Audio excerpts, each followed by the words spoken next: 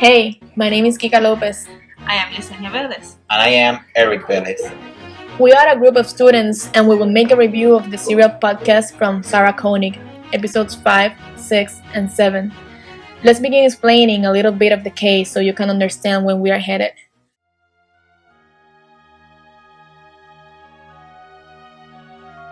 This is the case of Adnan Syed, who was accused for murdering his ex-girlfriend Hae Min Lee in 1999. The person who testified against him was Jay, his friend, who said that he helped him bury the body. The problem is that even though that he said he's innocent, he can't remember what he was doing in that day.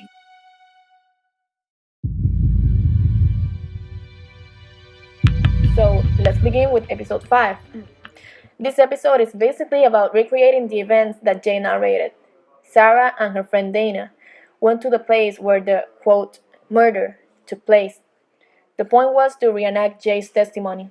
It is impressive that even though Adnan said it was practically impossible to make the crime in that amount of time, Sarah could do it, so it was possible. Yeah, the thing is that when she tells Adnan that she did it, he acts surprised and even a little mad. Back to the story. A very interesting fact is that Jay in the testimony said that Adnan called him with a payphone that was placed in Best Buy, the place in which he saw the dead body of Haley. See, the thing is that there was no payphone in Best Buy. Not now, not ever. So where did Jay pick up this idea? Definitely should be another lie from Jay. His testimony has a lot of inconsistencies. In my opinion, the payphone thing was a lie because it's notorious that Jay is trying to cover up something or someone. Another thing that still did not convince me is the evidence of the case. It's confusing in a way because, for example, for evidence of the fingerprints, like hello, before Adnan what has been in Hayes' car many times, so his DNA being there doesn't really say too much. Exactly. Another thing is that they, quote, stopped in a park named Petasco Park to smoke, and the park was really far from where they were headed. I mean, like, why they didn't smoke in the car or in another place closer to the school? Because Adnan needed to be seen at track practice to have an alibi. That kind of thing doesn't match up, but anyways, at some point in which Adnan claims to have his phone, it pinged the tower near Linkin Park, and that is bad for Adnan.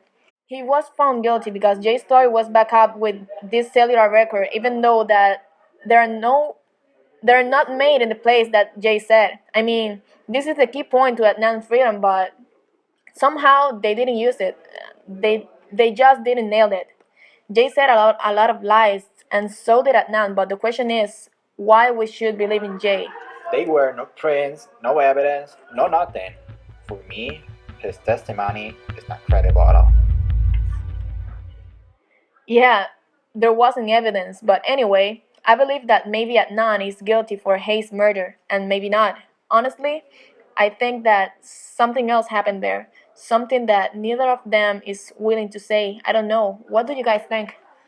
I think the same because it's too much of casualty of Adnan's memory to be completely in blank about that day. You know, Kika, I found this metaphor on episode 5 transcripts that could respond or doubt about Jay. It says, quote, I don't think we should hold Jay to some crystal clear timeline.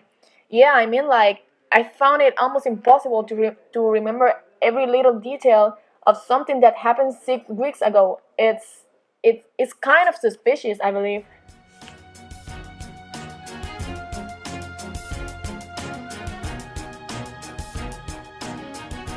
Now, in episode 6, Sarah highlights every detail or evidence that looks good for Adnan, but more about the evidence that looks bad for him. And that's interesting because it can change your point of view about his case. The most incriminating piece of physical evidence against Adnan was a fingerprint, or rather, a palm print. But why that evidence is so important, like they do not find any fingerprints on Hayes' body. Also, he was her ex-boyfriend. So, for me, this evidence is a weak one. Another thing is that is a misunderstanding is the reasons of why Adnan did not call her in those days. You know, Yesenia, I actually find logic in that because Adnan said that he was in constant contact with his friends. If he wanted to know something, he asked them. Like, I believe that Adnan not paging Hay isn't a clue or something. They were friends, yeah, but it wasn't really all that necessary. I don't know, but who would be interested in calling his ex-girlfriend? You know, why he had to call her? Why not Don call her? He was her actual boyfriend. Anyways, let's continue. Well, also, Adnan claims that he didn't really actually remember. I have 2 points of view about this. First, in certain way, it have logic because he said that he was high that day, He smoked weed. Who would remember in that situation that specific details that happened on that day?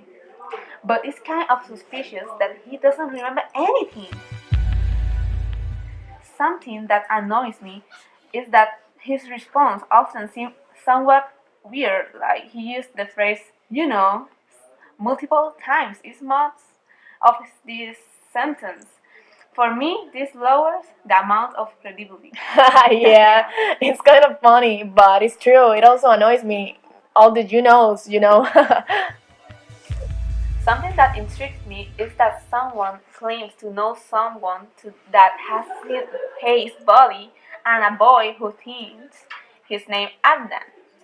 When Sarah went to see that first someone, he said he didn't knew anything about what she was talking about. But if this is true, how the second someone, Laura, knew about this? For someone potentially Jake who had planted the idea in the neighbor boy head that Adnan had killed Hay to spread gossip. Oh yeah. In that point, I'm with you. The worst thing that seems bad for Adnan is when Caddy said that he and Adnan seem really weird. That makes me think like she is kind of neutral. And her saying that Adnan answered in his phone while saying, what I'm going to do, what I'm going to say, they're going to come talk to me, what I'm supposed to say. Up until this episode, I definitely thought that Adnan was innocent. True now, I don't believe more and more that he may have been the killer. For me, her testimony has a huge impact on this case. At this point, I don't think that it's completely possible to make up a story like Jay's. I mean, yeah, there are a couple of things that do not match up, but anyways, it is very delicate case, and Jay testified a lot of times, and he fails in some important things. But come on, nobody's perfect. Maybe a lot of Jay's saying are not completely true, but I'm not saying that Adnan is guilty, but who can make up such a story? I mean, like, I couldn't. I would not say that Jake killed Hay, neither Adnan. They just are so suspicious. I just hope that Sarah found more information about this case. Maybe an interview of the cops with both of them could be useful.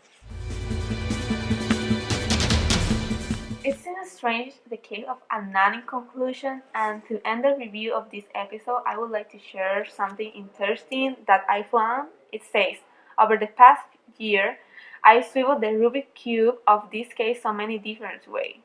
This means that Sarah has been searching a lot and hearing different alternatives to understand the case. By the way, I would like to say that I find weird for Sarah to say that Adnan is a good guy. I have to think that Sarah has started to like Adnan. Now I understand why she seems disappointed with not finding any clues. Yeah, I think that makes a lot of sense.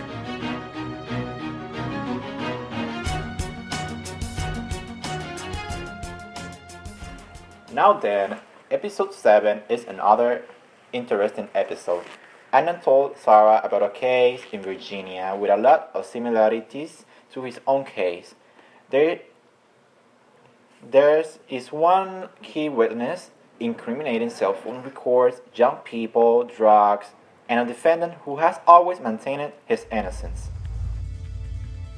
I don't know, but it really looks just like Anna's case. And the thing is that even though that boy always said he was innocent, the jury found him guilty. Yeah, however, after a lot of research, the detective found evidence to prove who really is the killer. They made a great job.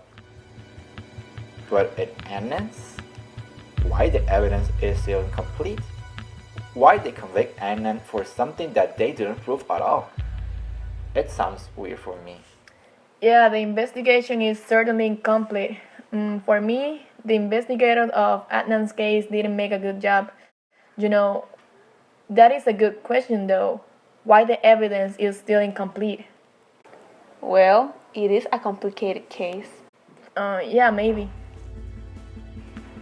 Continuing with the story, the case that Anand mentioned is about Justin Wolf, an 18-year-old boy who was convicted in 2001 for murdering someone due to drug dealer. It is not exactly the same case, but in certain way it is similar to Anand's. Therefore, Sarah interviewed Deidre Enright. She is the lawyer that had that case and found the evidence to prove who was the killer. It is interesting that she mentioned some details that on Anand's case the investigators passed away. For example, what about Don? Those Anand was really more important to hate than Don. What about the others? Why the cops accused Anand? Maybe racial profiling could be involved in this case. He was a Pakistani Muslim. I was thinking exactly that. It could be racial profiling. Exactly. What about Don? Yeah, poor Anand if he's not guilty. But anyways, the first recommendation that Deidre made to Sarah was to not engage with any opinion or person. First, it is important to answer all the questions, find evidence, revisit everything, collect all the information as possible, and then make a concrete conclusion. For this reason, Deidre and their team offers their help to Sarah to make this investigation. After several procedures to prove Anand's innocence or guiltiness, they found nothing. There is not sufficient evidence. I know, right? The thing is that to this point, I can't help but thinking that Adnan is innocent. Deidre told Sarah that by experience, Anand does not look as the killer, but maybe he could be involved on something. This case maybe needs more investigation or interviews or something relevant, because right now we can't prove anything. We just can't understand the truth behind all these cases. And what it makes it more difficult is that it was so long ago. I mean, like, we can make DNA samples now. We can look for clues near the body because the body was left 15 years ago. It's almost impossible to find good evidence that proves Adnan's innocence. And Sarah seems very hopeless on this episode. However, she still obeys with the case. She wants to resolve the case, even though it is a difficult one. I like how she finalized this episode. She says that the thing that most confused her is not Anand, it is Jay. Jay is the one that gave the testimony. Jay is the only one that remembered everything. Jay. For me, Jay seems guiltier than anybody else. I just don't understand yet how the cops believe him and convict Anand. Anyways, we will see more on the next episodes. Thank you for listening to this podcast review. We will see you again later.